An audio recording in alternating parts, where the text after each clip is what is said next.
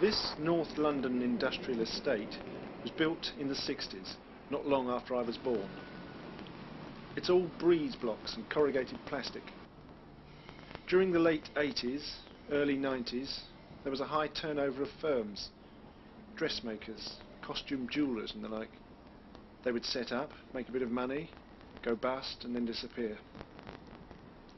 But there's one firm on the estate that was established in 1871, and the original Victorian tools and methods of working are still in use. The firm is owned and worked just by one man. He is my father, and he may well be the last of the Flowermakers.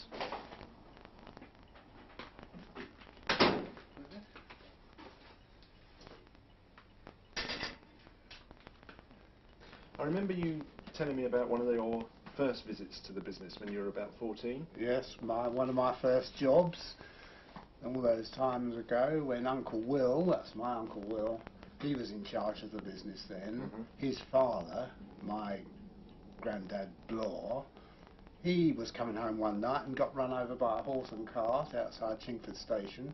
I think it was probably the coal cart. So, and then Uncle Will took over from him.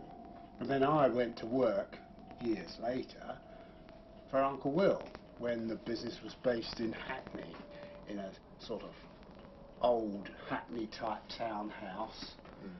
And we used to work in the basement down to about 4 stairs into a sort of basement where we used to hand cut out with these mallets. There was a sheet of lead and we used to cut out by hand just by, here's the cutter, look. Yeah. And just chop it out, and when the lead got too rough to work on, we used to hammer it flat again with this hammer here. Right. So this machine is a later innovation, yes. then, yeah? When you know, after some years, when I'd taken over, I had the opportunity to buy a machine, and this basically just cut out the hard work. It did exactly the same thing. That just goes up and down, and you just put the cutter under and it cuts out. So it doesn't give you the aching shoulder that these things used to. Yeah. Mind you, it made you jolly strong, broadened my shoulders no end. From a weedy lad, I developed into quite a hefty young man using these, I feel sure. Whether that's got anything to do with the pain in my shoulder now, I don't know. So the original workshop, what was the cutting out room like then? What did it look like? It was dark, lit by a gas jet, one of those fishtail things. Oh, yeah. And that was our only light. Yeah. And when we'd cut out some pieces, we used to gather them up in our apron as a rule, because you used to cut them out and drop all the pieces, and then you could sort of just pick your apron up like that. Oh, right. And go up to and you used to go up the steps, across a sort of yard, into a workshop at the end, where there was a lot of young girls who did the actual making of the flowers. Right. And then you could just sort of tip your... So they did the veining and the... They did the veining and the making up. In a sort of separate... In a separate workshop, yes. Recently, I wrote to the Museum of London to see if there was anything in their archives about the flower making trade in the 1870s. They wrote back saying they had very little information on the subject, and if I found out anything, could I please let them know. One thing they did dig out for me was this: a piece in the programme for the Sweated Industries exhibition, put on by the Daily News in 1906.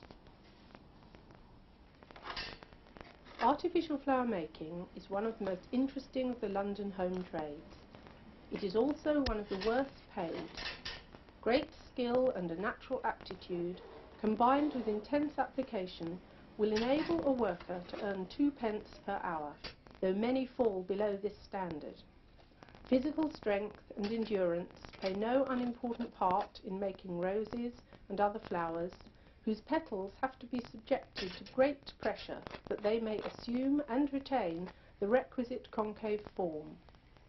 Sitting hour after hour at a table, a stiff rubber pad in front of her, a small gas stove beside her, in which she warms her steel tool, the worker proceeds to separate the cakes of petals and subject them all to pressure of the warm tool upon the rubber pad until they assume the necessary contour. This was taken in 1907. This is Uncle Will. There's Grandad Blore. That's my dad, little Cliffy. Cousin Chris, who was killed in the war.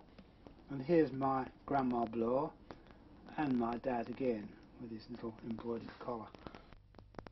So Uncle Will died in about 1947, and you took the business over. Yeah? That's right. What state was the business in then? When you Well, it was mothballed really during the war. Nothing was happening, and when Uncle Will died, although he left it to my dad, I decided I'd have a go at making it work. Right. And we came over to the place and sorted out some tools, and I cut out one or two tentative flower shapes and made up some samples, searched through the old ledgers and found some customers, and went up to the city and started hawking my wares, as they say, and managed to get a couple of orders then. So how did you actually learn, the techniques of flower making? Well, I didn't know anything about it at all, but luckily an outdoor worker came knocking on the door who was an experienced flower maker, and she started actually putting the things together. So she'd worked. She'd worked previously before with, not actually with Uncle Will, but a similar firm. Right. So she knew all the techniques and how to make flowers. I didn't. I knew how to cut them out and how to colour them. Mm-hmm. But that side of it was a mystery to me. Yeah. And I really only found out gradually by these. I had about 3 good outdoor workers who were good artificial flower makers, Yeah. and by watching what they did, I more or less found out for myself. And then later on, when they died, because they were all older than me, Yeah. I was able to make them myself. Right. And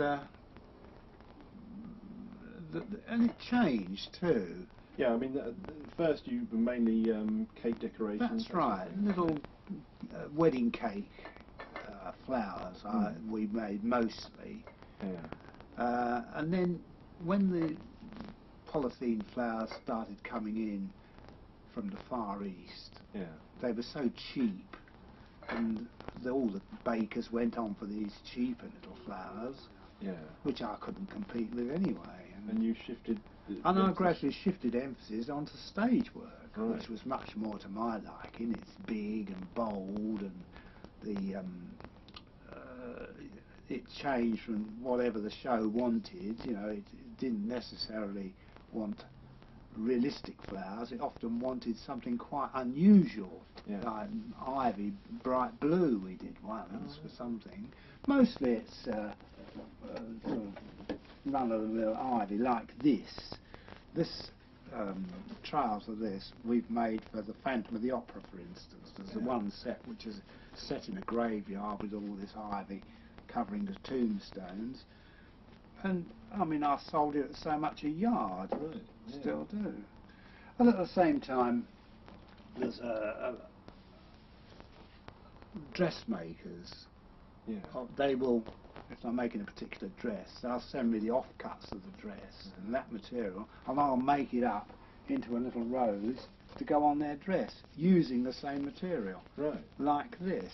So you've got the two So I've got outlets, the theatre and the And dress design. dress designers, really. And